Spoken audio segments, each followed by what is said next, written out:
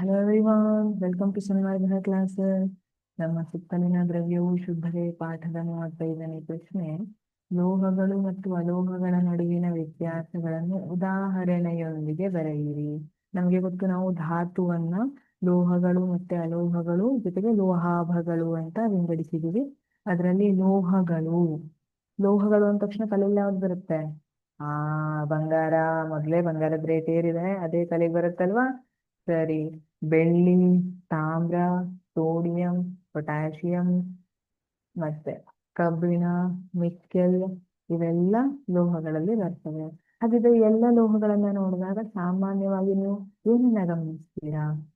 ಲೋಹಗಳು ಹೊಳೆಯುತ್ತವೆ ಅಂತ ಹೇಳಬಹುದಾ? ಎಲ್ಲಾ ಲೋಹಗಳು ಸಾಮಾನ್ಯವಾಗಿ ಹೊಳೆಯುತ್ತವೆ. ಶಾಖ ಮತ್ತು ವಿದ್ಯುತ್ ವಾಹಕಗಳಾಗಿವೆ. ಇವು ಶಾಖವನ್ನ ಹಾಗೆ ವಿದ್ಯುತ್ತನ್ನ ಪ್ರವಹಿಸುತ್ತವೆ. ತನ್ಯ ಕುಟ್ಯ ಗುಣ ಹೊಂದಿರುತ್ತೆ. ತನ್ಯತೆ ಅಂದ್ರೆ ಥಿನ್ ಶೀಟ್ ಆಗಿ ಏನ್ ಮಾಡ್ತೀವಲ್ಲ, ಒಂದು ಶೀಟ್ ಆಗಿ ಅದನ್ನ ನಾವು ಮಾರ್ಪಡಿಸಬಹುದು, ಅದನ್ನ ತನ್ಯತೆ ಅಂತ ಕರಿತೀವಿ. ಕುಟ್ಯತೆ ಅಂದ್ರೆ ತಂತಿಯನ್ನಾಗಿ ಮಾಡಬಹುದು, ಅದನ್ನ ಕುಟ್ಯತೆ. ಶಾಬ್ದನ ಗುಣ ಹೊಂದಿರುತ್ತದೆ ಅಂದ್ರೆ ನೀವು ಗಂಟೆಯಲ್ಲೆಲ್ಲ ನೋಡಿರಬಹುದು, ಯಾವ್ದನ್ನ ಯೂಸ್ ಮಾಡ್ತಾರೆ? ಲೋಹವನ್ನ ಯೂಸ್ ಮಾಡ್ತಾರೆ. ದೇವಸ್ಥಾನದ ಗಂಟೆಯನ್ನು ನೋಡಿರ್ತೀರಿ, ಲೋಹದಿಂದ ಮಾಡಿರ್ತಾರೆ. ಯಾಕೆ?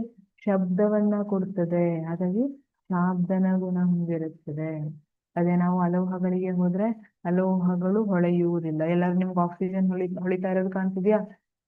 ಸಲ್ಫರ್ ಹೊಳಿತಾ ಇರೋದು ಕಾಣ್ತಿದ್ಯಾ? ಇಲ್ಲ. ಅಲ್ಲಿ ಮತ್ತೆ ಎಕ್ಸೆಪ್ಷನ್ ಬರುತ್ತೆ, ಅದನ್ನ ನೀವು 10th ಅಲ್ಲಿ ಕಲಿತೀವಿ. ಶಾಖ ಮತ್ತು ವಿದ್ಯುತ್ ವಾಹಕ ಅಲ್ಲ. ಇವು ಸಾಮಾನ್ಯವಾಗಿ ಶಾಖ ಮತ್ತು ವಿದ್ಯುತ್ತನ್ನ ಪ್ರವಹಿಸೋದಿಲ್ಲ. ತನ್ಯ ಕುಟ್ಯ ಗುಣ ಹೊಂದಿಲ್ಲ. ಇವುಗಳನ್ನ ನಾವು ಥಿನ್ ಶೀಟ್ ಆಗಿ ಮಾಡ್ಲಿಕ್ಕೂ ಬರೋದಿಲ್ಲ, ಅದೇ ತರ ವೈರ್ ಅನ್ನಾಗಿ ಮಾಡ್ಲಿಕ್ಕೂ ಬರೋದಿಲ್ಲ. ಶಾಬ್ದನ ಗುಣ ಹೊಂದಿಲ್ಲ ಅಂದ್ರೆ ಶಬ್ದವನ್ನ, ಅವುಗಳನ್ನ ಬಡಿದಾಗ ಶಬ್ದ ಉಂಟಾಗೋದಿಲ್ಲ. Thank you.